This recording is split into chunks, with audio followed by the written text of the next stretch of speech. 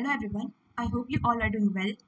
I'm Palak Gupta and my roll number is IT2K1938, and today I'm going to explain some important topic of Java Servlet Programming. This video is a part of my college assignment and it is made under the guidance of Dr. Nitin Nagar sir. So let's get started with our video. So let's first see what topics we are going to cover in this video. So the topics are implicit objects, scripting, standard actions, directives, custom tag libraries. So let's get started with implicit objects. So the first question arises in our mind is, what are implicit objects? These objects are the Java objects that the JSP container makes available to the developer in each page, and the developer can call them directly without being explicitly declared. JSP implicit objects are also called predefined variables. Here are some types of objects that we generally use, which are out, request, response, config, application, session, page context, page, and exception. So let's discuss all of them one by one. So the first object is out object. Out implicit object is an instance of Java x.servlet.jsp.jsp writer object, and it is used to send content in a response. The initial JSP writer object is instantiated differently depending on whether the page is buffered or not. Buffering can be easily turned off by using the buffered equal to false attribute of the page directive. And let's see an example. So as you can see in the example, here is out.print, which will print today is and the current time. Now the next one is request object. The request object is an instance of Java x.servlet.http.http servlet request object. Each time a client requests a page, the JSP engine creates a new object to represent that request. The JSP request is an implicit object of type HTTP servlet request that is created for each JSP request by the web container. It can be used to get request information such as parameter, header, information, remote address, server name, server port, content type, character encoding, etc. It can also be used to set, get, and remove attribute from the JSP request scope. Now let's see a simple example of JSP request implicit object where we are printing the name of the user with welcome message. So this program will provide two output, firstly asking for the name, and it will print message like welcome and then the name that you inserted. So the next object is response object. In JSP, response is an implicit object of type HTTP servlet request. The instance of HTTP servlet request is created by the web container for each JSP request. It can be used to add or manipulate response, such as redirect response to another resource, send error, etc. Now let's see an example of response implicit object. So in this object, as you can see, we have provided the link to Google.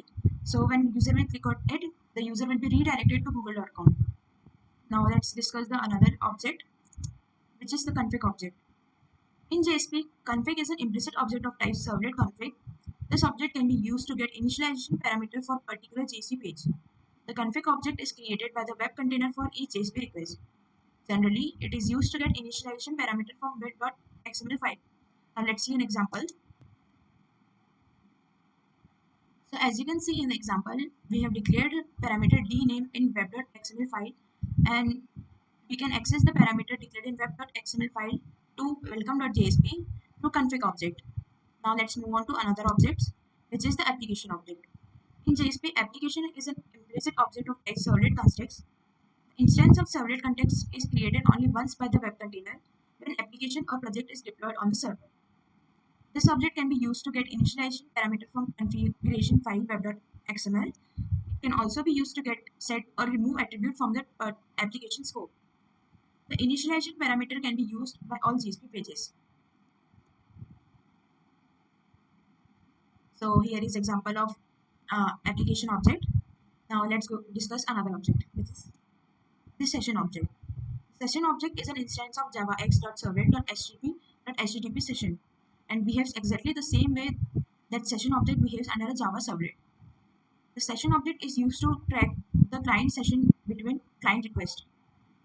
The Java developer can use this object to set, get, or remove attribute or to get session information. Here's the example of session object. Now the next object is page context object. In JSP, page context is an implicit object of type page context class. Page context object can be used to get, set, or remove attribute attribute from one of the following scope, which are page, request, session, application. In JSP, page scope is the default scope,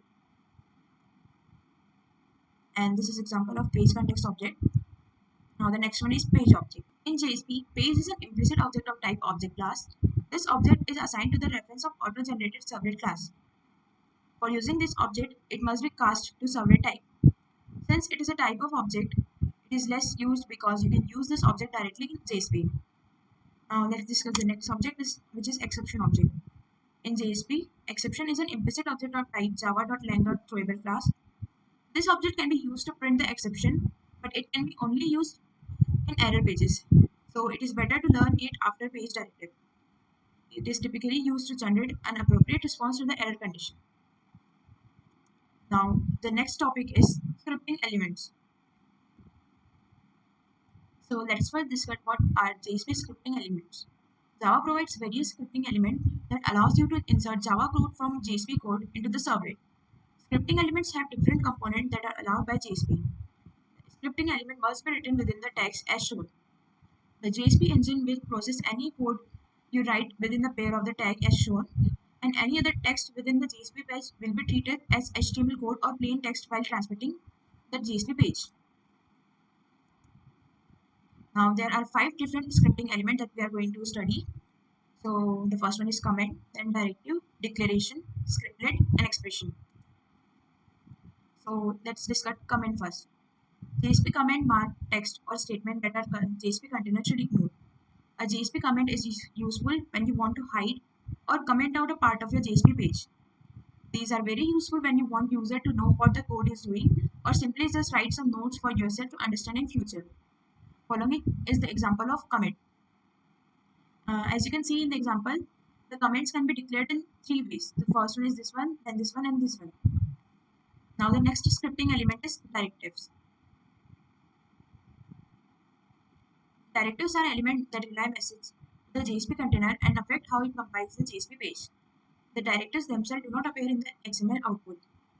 The JSP directives are messages that tells the web container how to translate a JSP page into the corresponding servlet. These are used to provide specific instruction to the web container when the page is translated. It has 3 subcategories, which are page, include, taglet. So we will discuss this topic in detail later. Now the next one is scriptlet. A scriptlet contains any number of Java language statement, variable or method, declaration or expression that are valid in the base scripting language. Any text, HTML tags or JSP element you write must be outside the scriptlet. The scriptlets allow writing Java code statement within the JSP page. This tag is responsible for implementing the functionality of _JSP service by scripting the Java code. The syntax of the scriptlet is shown here. And as you can see in the example, we can use the scriptlet tag to declare variables or methods or simply print out statements. So the next scripting element is expression. A JSP expression element contains a scripting language expression that is evaluated, converted to a string, inserted where the expression element appears in the JSP file. Because the value of an expression is converted to a string, you can use an expression within a line of text whether or not it is tagged with HTML in a JSP file. The expression element can contain any expression that is valid according to the Java language, but you cannot use a semicolon to end an expression. In the example shown here, a JSP-based string will be printed. Now the next topic is declaration. In JSP, the declaration tag is used to declare fields and methods. The code written inside the JSP declaration tag is placed outside the service method of the auto-generated servlet, so it does not get memory at each request. In the example, we have declared a variable named variable value, whose value is initialized with 62. So this is the use of declaration. Now next topic is JSP actions. The JSP standard actions are used to control the behavior of the servlet engine. It can dynamically insert a file, reuse the beans component, forward user to another page, etc. Through JSP actions like include and forward. Unlike directives, actions are re-evaluated each time the page is accessed. The syntax of standard action is given below. Now these are the types of JSP action, which are include, use bean, set property, get property, forward, plugin, attribute, body, and text. There are some common attributes which are used with all of the objects, so let's see them. So the common attributes are ID attribute and scope attribute. ID attribute uniquely identifies the action element and allows the action to be referenced inside the JSP page. If the action creates an instance of an object, the ID value can be used to reference it through the implicit object page context. The scope attributes identifies the lifecycle of an action element. ID attribute and the scope attribute are directly related, as the scope attribute determines the lifespan of the object associated with the ID. The scope attribute has four possible values: page, request, session, and application. Now let's discuss the include object. This action lets you insert a file into the page being generated, and the syntax of include object is as shown. This action inserts a file at the time the page is requested. Attributes associated with the include action are page and flush. Now the next one is use bean. The use bean action is quite versatile. It first searches for an existing object utilizing the ID and scope variables. If an object is not found, it then tries to create the specified object. The simplest way to load a bean is as follows. Once a bean class is loaded, you can use JSP set property and JSP get property action to modify and retrieve the bean properties. The attributes associated with the use bean actions are class, type, and bean name. Now the next one is set property. This property of standard action in JSP is used to set the property of bean. We need to define a bean before setting the property. The syntax is as shown. Here the name defines the bean whose property is set and property which we want to set. Also we can set values and parameter attribute. Here value is not mandatory and it defines the value which is assigned to the property. Here param is the name of the request parameter using which value can be fetched. Now the next one is get property. This property is used to get the property of the bean. It converts into a string and finally insert into the output. The syntax is shown here. Here the name of the bean from which the property has to be retrieved and the bean should be defined. The property attribute is the name of the bean property to be retrieved. Now the next one is JSP forward.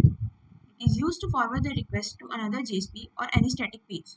Here the request can be forwarded with no parameters or with parameters. Syntax is shown here, and here value represent where the request has to be forwarded. Now the next one is plugin.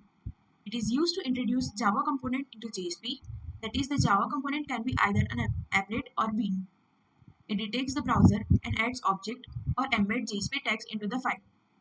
The syntax is shown here. In the syntax, the type specifies either an object or a bean.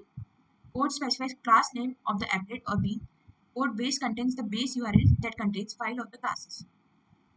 Now next is body. This tag is used to define the XML dynamically. That is, the element can generate during the request time, then compilation time. It actually defines the XML which is generated dynamically, element body. Syntax is shown here. Here we write XML body text within this text. The eighth one is attribute. This tag is used to define the XML dynamically. That is, the element can be generated during request time, then compilation time. It actually defines the attribute of XML which will be generated dynamically. The syntax is shown, and in the syntax here we write attribute tag of XML. Now the ninth one is text. It is used to template text in JSP pages. Its body does not contain any other element and it contains only text and EL expressions. In the syntax, the template text refers to only template text, which can be any generic text which needs to be printed on JSP or any EL expression. Now our fourth topic is directives. So the first question is, what are JSP directives? JSP directives are the messages to JSP container. They provide global information about an entire JSP page. The JSP directives are used to give a special instruction to a container for translation of JSP to servlet code.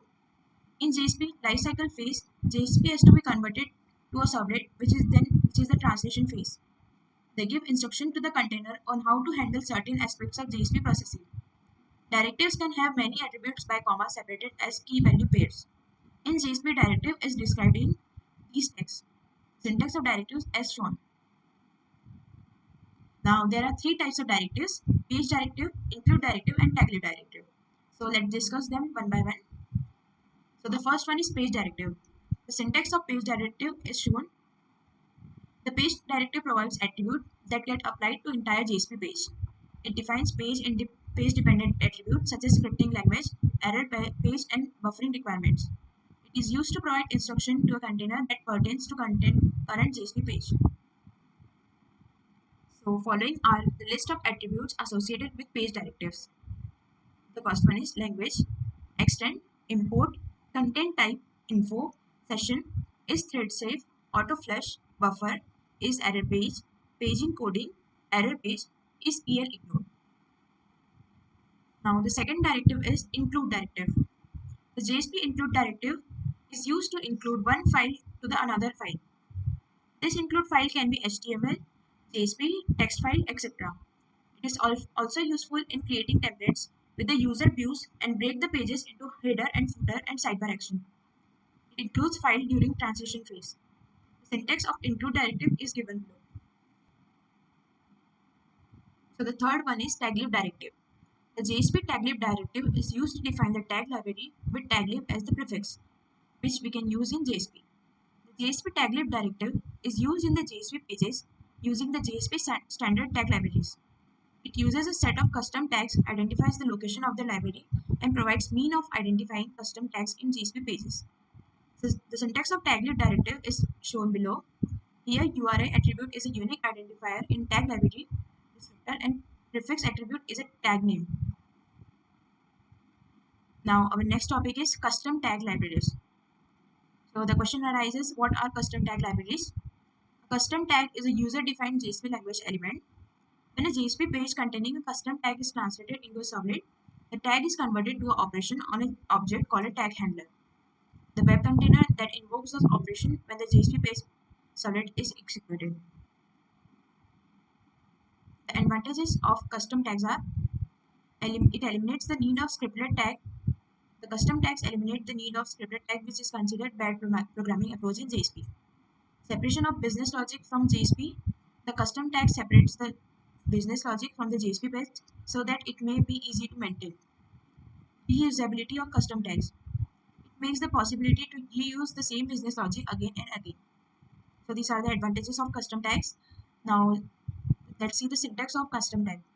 So there are two ways to create a custom tag that are given below. So the first one is using a prefix tag name, where we are providing the attributes with their values. And the second one is prefix tag name, attributes value, and then body of the code, and then we ended the prefix tag name. So let's see an example where we create a hello tag. So to create a hello JSP tag, you must first create a Java class that acts as a tag handler. Let us now create the hello tag class as follows. So as you can see in the example, we created a hello tag class which extends simple tag support. Now the next step would be to create the tag library file. So as you can see, we created a tag library file with all the necessary information provided in the program. And finally, we have to use the custom tag that we declared earlier in the program in our main program. So as you can see in this program, we have used ex.hello, which is our custom tag. So when this program will be run, the output of the program will be hello custom tag. This comes to the end of the video. Here are the references which I used to make this PPT. And thank you so much for watching this video. And if you liked it, please share it with your friends and give it a thumbs up. Thank you.